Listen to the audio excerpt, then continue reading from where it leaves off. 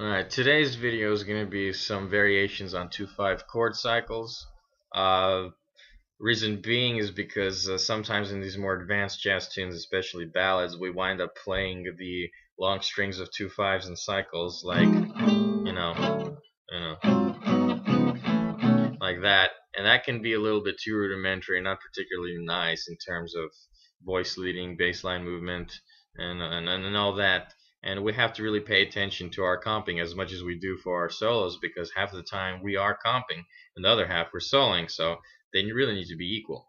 And the variation I'll be showing today is on There'll Never Be Another You in E flat. The original change from the real book on the ending part, the cyclic ending, goes like this: E flat major 7, D7, G7, C7, F minor 7, B flat 7, and back to E flat major 7.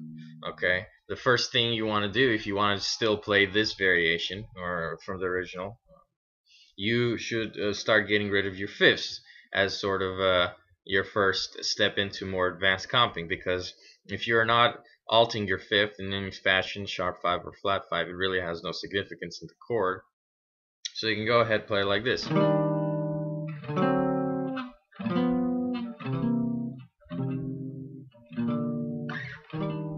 Okay, now that might sound not as full, but especially in a trio setting or when you got more soloists, it's a lot better to use those chords, and they can still be very chunky and they can still swing.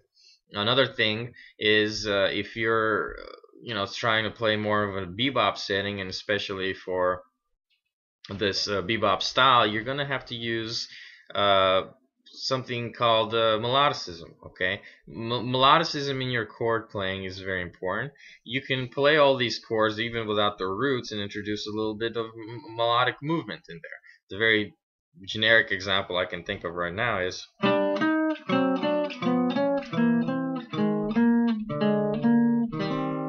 okay, very easy, and only using the third and seventh of each chord and going very chromatically. The little melodic movement you're creating is da da da da da da da, da da da da da, and it's nice, especially if somebody were playing the solo, or even the solo or the melody itself of the tune. It's a nice thing to hear in the background.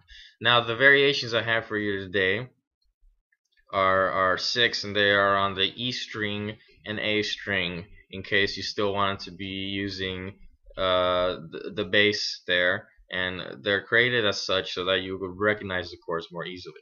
First example on the E string is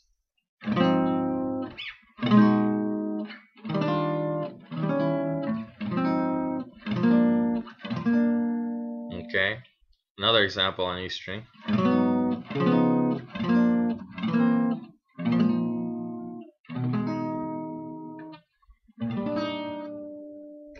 Okay, some A string examples if you are at that part of the neck.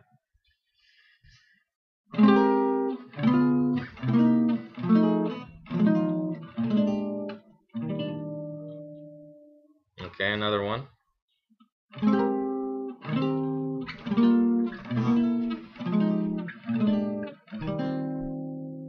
Two more.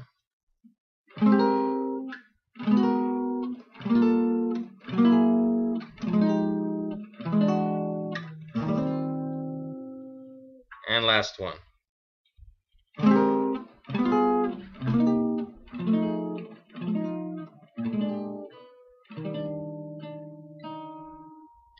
Okay, so you can use all these variations in whatever form you want. You can even mix them up. There's hundreds of ways to play it, and remember that you should try to practice this without their roots and without their fifths if it's not important. Okay, so I hope that helps for you to spice up your cyclic variations, and more videos soon.